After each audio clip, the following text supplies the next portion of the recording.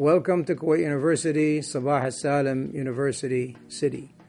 This is a dream come true for many Kuwaitis. We'd like to help in promoting excellence in education. This is our vision, not only to teach the human resources and provide them the necessary tools to participate in the workforce, but we should also promote excellence and ethical values in the practical world at large, especially in Kuwait.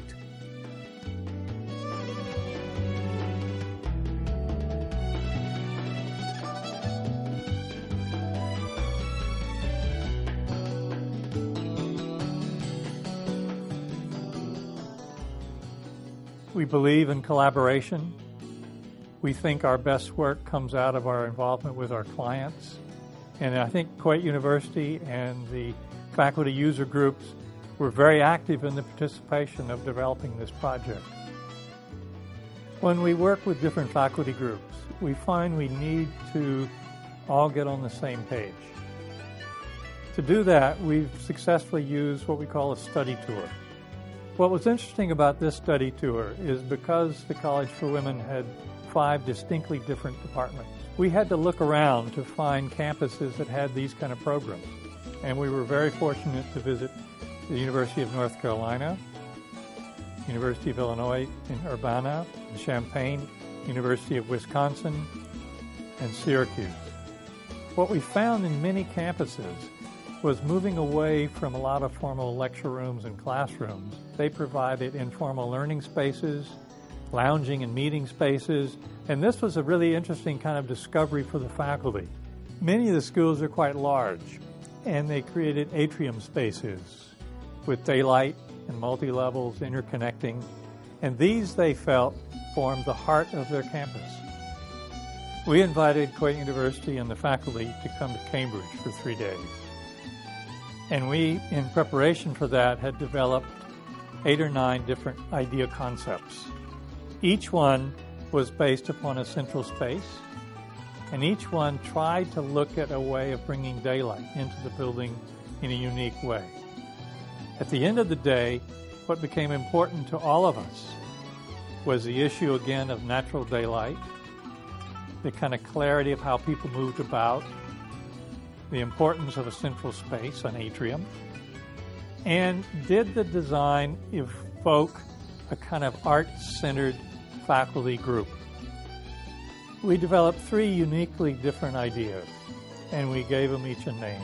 The first one was called the Hillside, and what it was a building that sloped toward the south to let as much daylight in and to provide for roof terraces inside.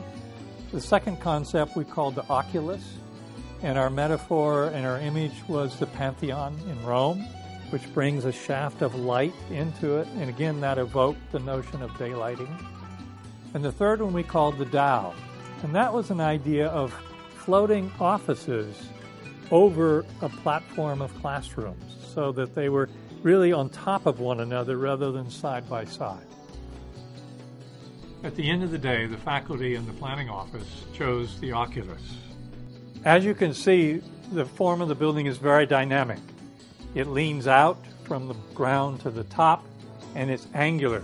It's also covered by a screen of perforated panels, which picks up some of the designs that you find in Kuwait, Sadu weaving or the Mishrabiya.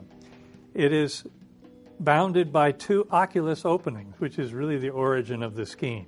And again, the concept of letting daylight enter the building as well as shading the interior occupants from the intense heat of the sun.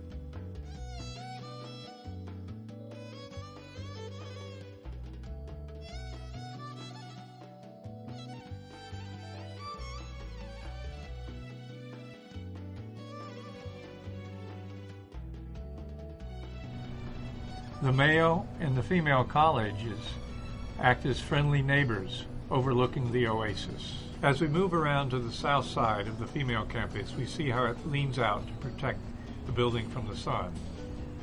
And when we get closer to the facade, we see the details of the perforated metal panel skin that shields the building from the glare and the heat of Kuwait's sun.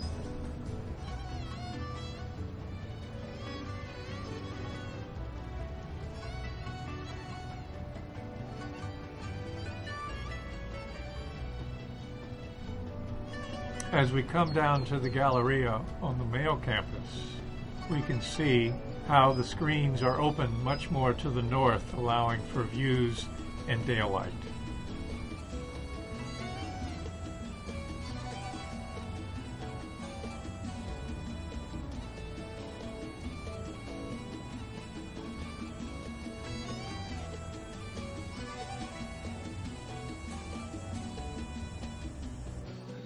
As we arrive in the building, first we encounter a beautiful day-lit atrium, a place for environmental art supporting the mission of the college.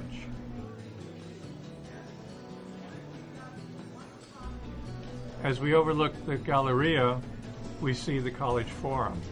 It's a place where many different kinds of activities can occur during the course of the day and the seasons for the college.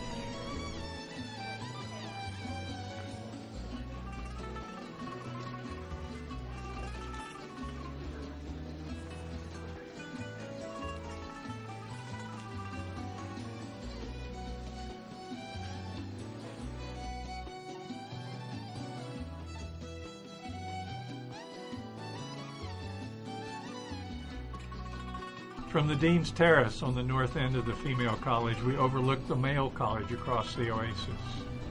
And as we pull away from the female college, we see a very simple glazed wall that doesn't require the same protection as the rest of the building. When we move around to the north side of the male campus, we see a generous entrance that brings students and faculty in from their parking.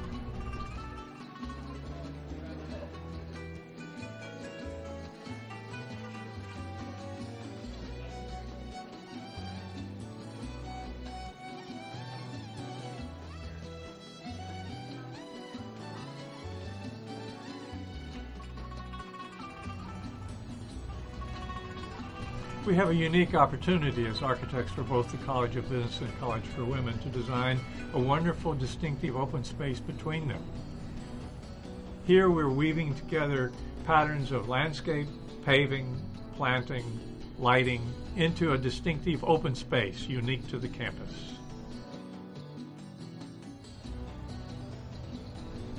Once completed, the new College for Women will provide inspiration and lasting value to faculty and students and visitors alike